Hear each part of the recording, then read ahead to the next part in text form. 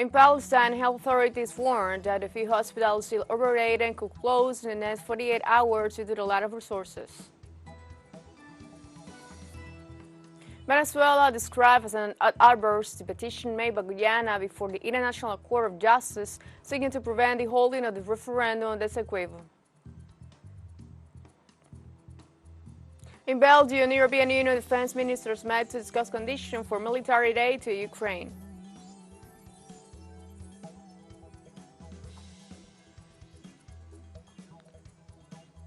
Hello, welcome to From the South. I'm Ana Rosabal from the teleSUR studios in Havana, Cuba. We begin with the news.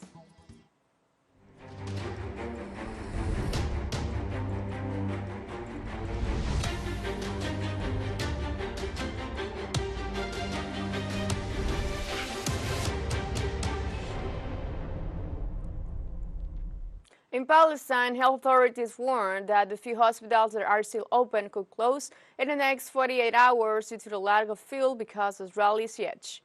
According to the latest information, medical centers in the north of the Strip have already stopped working, including Al-Shifa and Al-Quds hospitals, the two largest in the territory.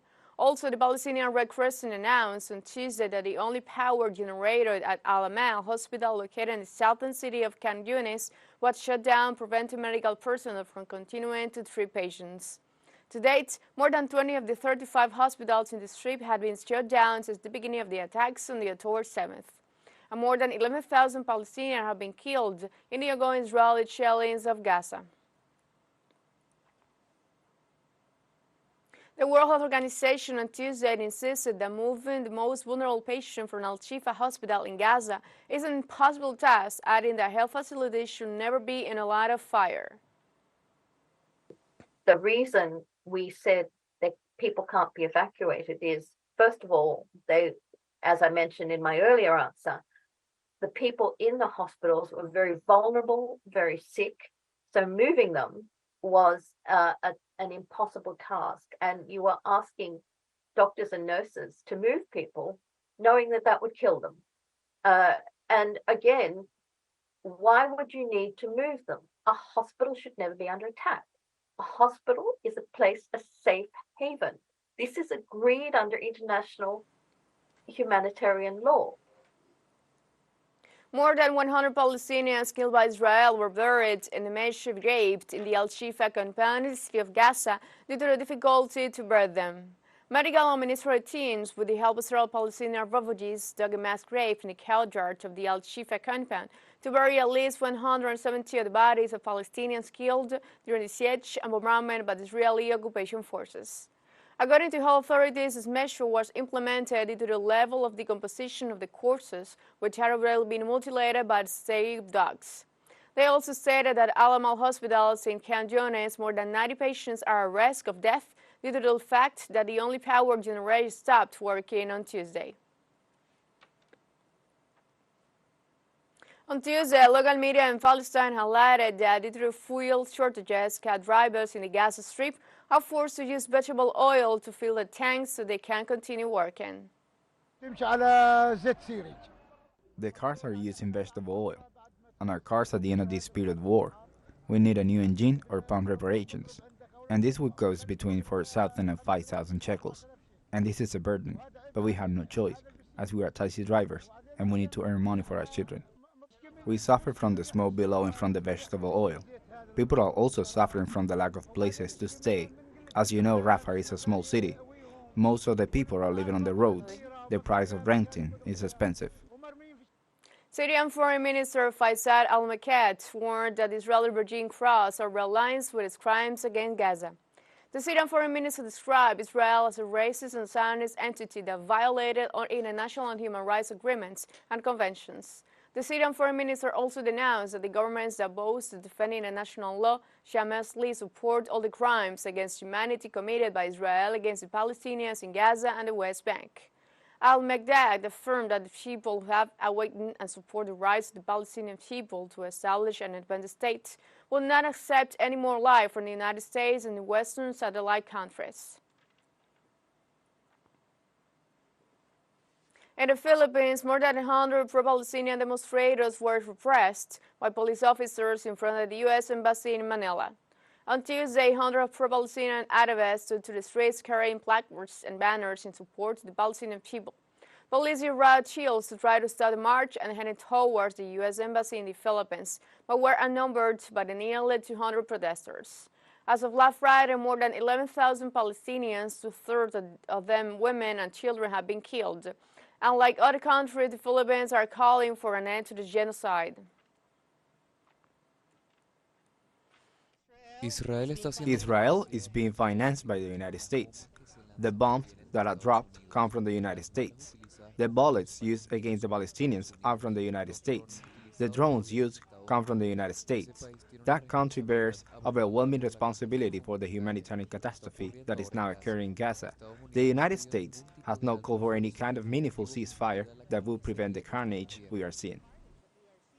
Let's take a short break. Remember, you can join us on TikTok at teleSUR English. We'll find news in different formats, new days, and more. Other studies coming up. Stay with us.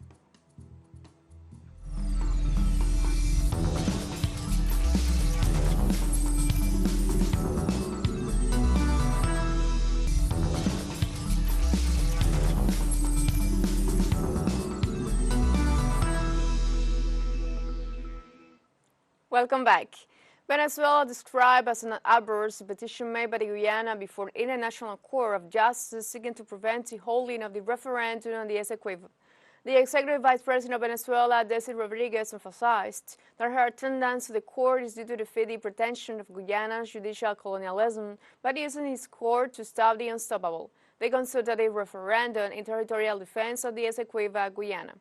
The vice military denied that the petition for Guyana, which asked the International Court for provisional measures with the purpose of preventing Venezuela from carrying out the referendum, has any legal grounds. The CIG began his Tuesday series of public hearings where it will first listen to the official of Guyana during this day.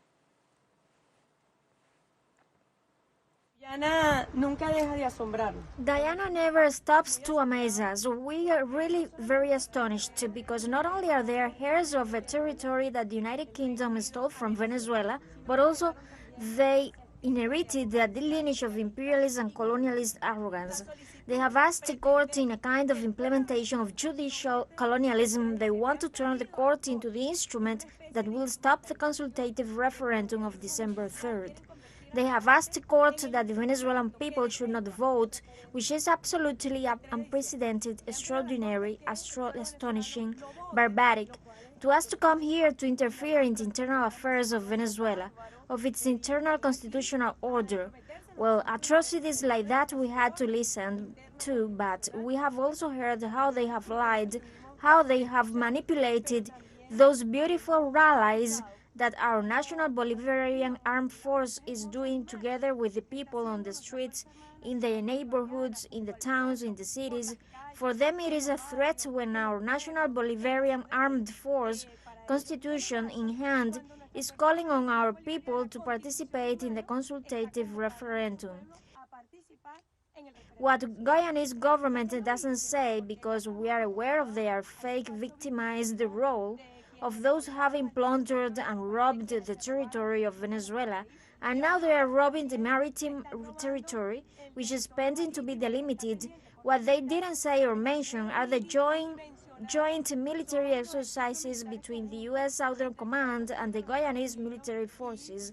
They didn't say anything about it, they didn't mention it, and how their bombastic statements, along with the Southern Command and the Pentagon, threaten and attack Venezuela. Nothing new, we already knew everything. They insist on stopping the consultative referendum on December 3rd. Tomorrow, Venezuela will let crystal clear the stance of our people, of our nation. On December 3rd, all Venezuelans will cast their votes because it is an essential matter to defend our rights on the Guyana Essequibo. The President of Venezuela, Nicolás Maduro, held a meeting with diplomatic corps and a group of friends accredited abroad in order to ratify Venezuela's historical rights over the territory of the Eastern Guyana Essequibo. During his speech, the head of state urged the diplomats to tell the truth of Venezuela about the Essequibo to the nations and people of the world in all languages. The president assured that Venezuela must wage a historic battle in the face of the disposition of the Essequibo territory claimed by the British Empire. The plundering of the United Kingdom that pretended over our territory. As you know, our country has lived through several stages, very important, all of them. Before the existence as a republic, we practically had over 300 years of colonialism in our America, in our Latin America. President Maduro also denounced the exploitative character of the colonizing countries and emphasized that in different stages they create a legal basis for the domination of the colonized countries. How in each historical stage created the legal way as the legal way to plunder, to rob our peoples. In that time, there was a pope's decree from Rome. The pope launched an edict, an eviction, launched a decree to allow these exploitations. The Venezuelan leader also expressed the will of the administration to advocate for peace, but at the same time expressed as it will act in defense of the people. Willing the international peace, but we are going to act, and we will continue to act in order for the peoples, for the nations to respect our rights. We have 5 powers: the executive, legislative, citizenship, moral, and the legislative power of a debate, sovereign debate,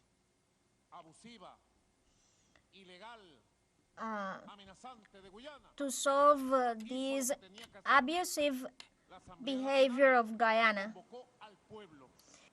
President Maduro also emphasized the importance of the consultative referendums on the Essequibo's future. The National Assembly called for the people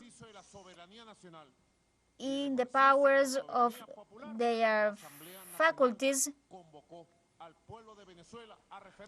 in the powers of its faculties, to the consultative referendum about the Essequibo dispute.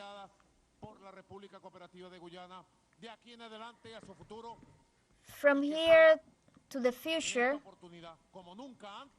in this opportunity as never before, just the people of Venezuela, is going to decide over the fate of these seas, of this territory. Members of the LGBTQ+ community marched in Mexico City for the death of Magistrate Jesus Ociel Baena, who appeared lifeless this Monday in Aguascalientes.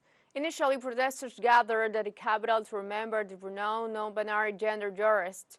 Then at the Plaza Nueva Tlaxcala in Saltillo, family members held a vigil in his name and to demand the clarification of the case. Similarly, in the main square of Aguascalientes, where Ociel Baena was in office, members of the LGBTQ+ community, among other members of civil society, held a rally to remember him and denounce the recent death threats suffered by the magistrate.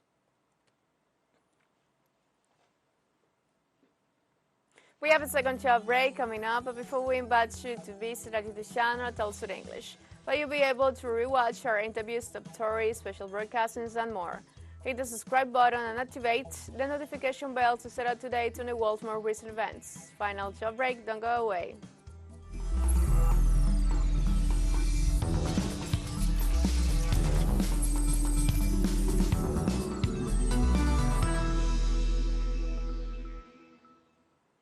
Welcome back.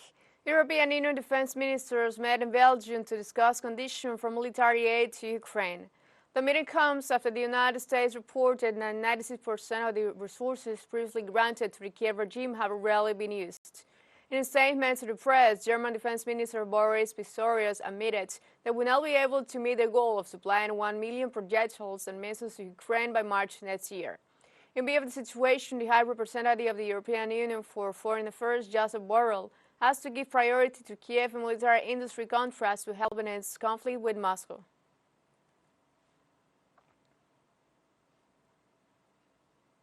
On Tuesday, the national media highlighted that the government of France is negotiating with Ukraine to stop providing it with weapons and military equipment readily and free of charge. The French Defense Minister Sébastien Lecornu he stressed that the French government intends to establish a formula for Kiev to buy arms from French producers through a special fund. The measure aims to prevent France from having to transfer weapons from its arsenal, said Lecornu. The defense minister remarks come as the National Assembly discusses the approval of $200 million increase in support for Kiev. France is one of the countries that has provided most military support to Ukraine. In August of this year, it completed the training of 6,000 Ukrainian military personnel, and at the time, according to Lecornu, Paris was supplying the Ukrainians with a batch of 155 caliber shells every month.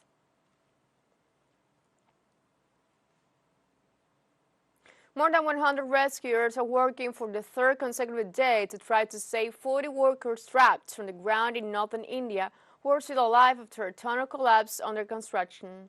The accident occurred early Sunday morning in a 4.5 kilometer long tunnel under construction in the Himalayan state of Uttarakhand. Excavators began removing debris from the site on Sunday so that another tunnel could be drilled to rescue the workers. Rescue teams are pumping oxygen and also sending workers small rations such as dry fruit to feed them. The Bowling Infrastructure and Highways Company indicated that it's installing 90-centimeter diameter aluminum cylinders so that workers can use them as an evacuation route. On Tuesday in Liberia, citizens are looking for the nation's new president during the second round of presidential elections. Liberians will choose whether to give former soccer star George Weah a second term as a president or let veteran politician Joseph Boakai. It is since voters say that they want a free, fair, and transparent election. Election is going to decide the future of this country, and so it's so much important. And what I expect of this election is that this election should be free, fair, and transparent. And at the end of it, the one who wins becomes the president of this country for the next 6 years. Everyone or every citizen of Liberia need to exercise a political decision. So, and moreover, I would like for us to say, or for me to say to the Liberian people, that this election should be free and fair. We don't want no fighting. We're tired with up and down. And to my citizens, I would like to say, let us exercise our political decision. On Tuesday, Nigeria's two largest labor unions, Labour Congress and the Trade Union Congress, declared an indefinite strike nationwide. Despite government claims that the economic measures are necessary for financial stability and the financing of social projects, the unions are maintaining the work stoppage despite the recent court order seeking to prevent it. For their part, the unions announced that the strike includes the interruption of vital services such as hospitals, railroad stations, and schools. In the sense, unions called on President Bola Tinubu to raise the monthly minimum wage from $35 to at least 100. And the union had briefly suspended an early strike last month for talks with the government, but resumed their action, saying the government had failed to meet the demands within the stipulated 1-month deadline. And we have come to the end of this brief, but before saying goodbye, we want to thank our Caribbean audience, especially the audience of Trinidad and Tobago. We are pleased to share our newscasts and contribute to provide an alternative news source of the latest world events. You can find these and many other studies on our website at telesurenglish.net and join us on social networks, Facebook, X, Instagram, Telegram, and TikTok. For Telesur English, I'm Ana Rosaba. Thank you for watching.